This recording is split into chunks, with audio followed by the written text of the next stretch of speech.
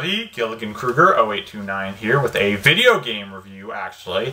Yes, I know, ever since I joined YouTube, I've only actually posted one video game review, and that was with LA Noire back in May, but today I have a game that I have been anticipating for more than any other game to come out this year.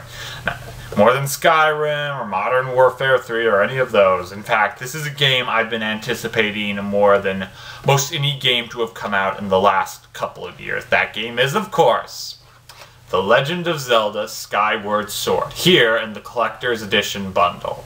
This particular set includes, in addition to the regular game, we also have the 25th anniversary symphonic soundtrack, which you can download or just listen to through a CD player, whatever you want. It also comes with the golden Zelda-themed Wii remote with Wii Motion Plus. That's nice if you just need an extra Wii remote around in the house, or if you don't have Wii Motion Plus. But I'll come to that later on the route. I picked all this up at midnight last weekend, in addition to a cardboard stand I won in a raffle. Sorry it doesn't come with a game, but I thought it was pretty cool, so I'll show you guys that. Alright, there it is. Pretty cool. Luckily, it survived its trip up here. In fact, kind of a miracle it survived its trips everywhere I've been taking it from GameStop, but obviously you guys want to know about the game itself. So let's get back to that.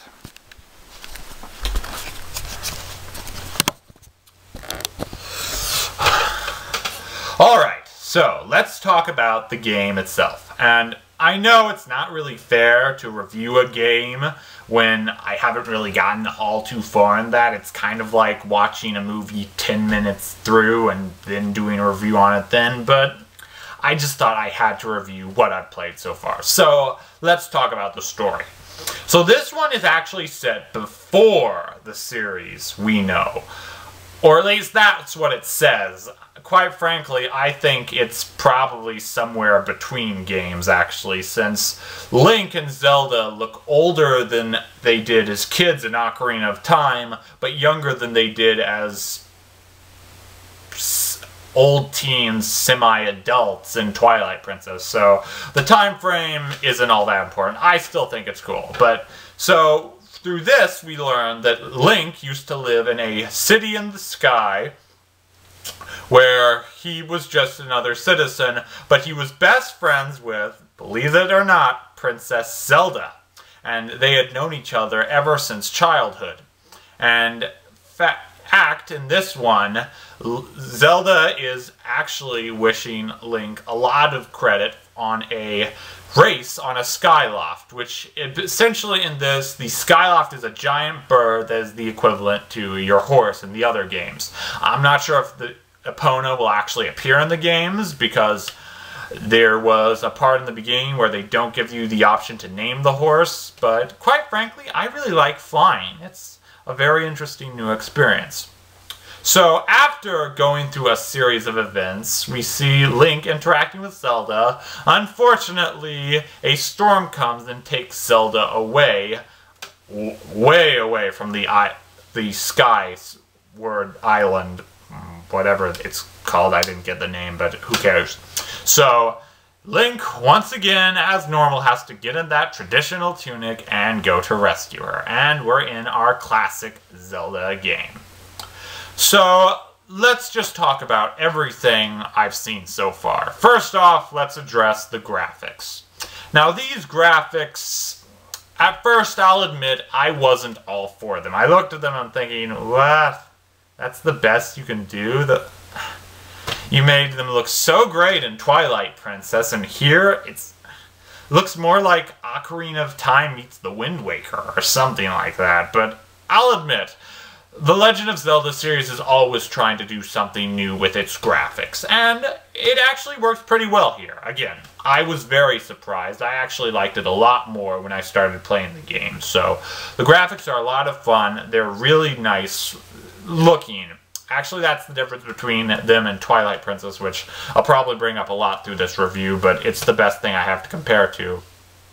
These are much more light-hearted, and the characters of Link and Zelda, as I said before, look more like 14 or 15 than they do in some of the later games, which, at first, a bit of an issue for me, but when I thought about it, I thought it was interesting that most Zelda fans now were younger than these characters when they first started to play it, and now they're older than them. So that's a creative little twist, and it kind of even makes the relationship between Zelda and Link a little bit more believable, because Zelda in this game kind of reminds me of Rapunzel from Tangled, in that she's not acting like your typical teenage princess or even adult princess. She's really kind of like a big, silly kid in the fact that just the way she acts, and sometimes you're actually thinking,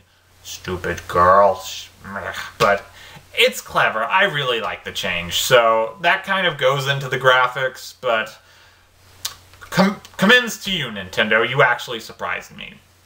Now the gameplay is another thing. Now the gameplay again here is very similar to Twilight Princess. Like, you've got the Wii Remote and the nunchuck, which you'll go through, swing your sword, jump, swim, though I haven't done much diving yet. But here we have the new feature with Motion Plus, and the controls are a little bit different now. Again, I want to really recommend, if you're going to get this game, get the Collector's Edition bundle, because unless you already have Wii Motion Plus enabled and you really want this game, it's going to be difficult playing it. But even with this, it was still a bit weird, because mainly with the sword, because in the last few games you could just swing your sword and that would pretty much do away any enemy. In this game, however, you have several different patterns, and some enemies you have to swing down vertically, some you have to swing horizontally, some diagonally, and that can be a bit frustrating. But if you can pick it up early on, there's a part where you're practicing on logs. One of them is bloodthirsty, by the way.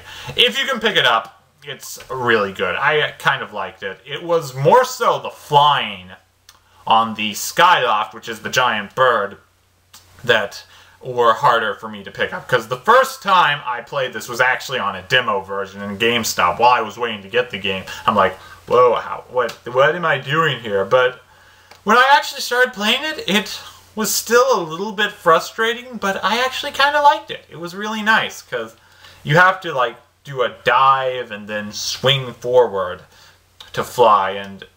But they do have the thing, if you press A, you can speed it up. So it does feel like the whole old horse graphics, but it kind of feels new at the same time. Again, I'm really happy that they tried to do something new.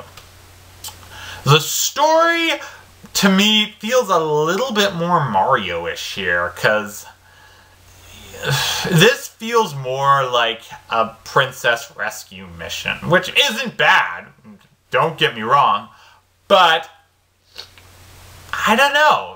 To me, it just didn't feel as much Zelda-ish, more Mario-ish. I know that sounds completely silly, but I don't have much to say on that. Now, I'm not going to strike out the story. For the most part, what I've gotten so far is really good. There's a little bit of a subplot early on about this other character who's a bully to Link and really likes Zelda, and that I kind of felt was a little bit unnecessary, but again, it must have been something Nintendo did to make the characters more relatable, and with them being younger, as I mentioned before, it does, in fact, kind of make it a little bit more believable, but just for me, a little hindrance. The only issue I have with the game is that in what I've gotten so far, it feels very dialogue heavy, and I'm not talking about press A to swing, or press A to swing up, or swing your sword diagonally, or swing your Wiimote horizontally.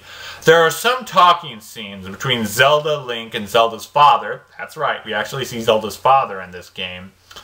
And maybe it's just because I haven't played a Zelda game in a while, but they seem to go on forever.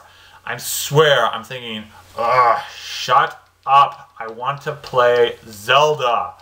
I don't want to hear through this. I would have played something else, but it just feels like it drags on in those scenes. They're not too bad, but when they do show up, because Zelda is with you quite a lot in the first part of the game, they go on.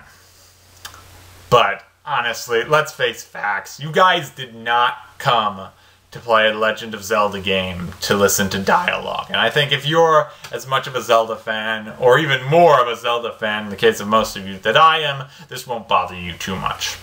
So the bottom line is, from what I've played so far, I'm very impressed with Skyward Sword. I think the graphics, the story, and the gameplay are more than enough to overmask the excess in certain dialogue scenes.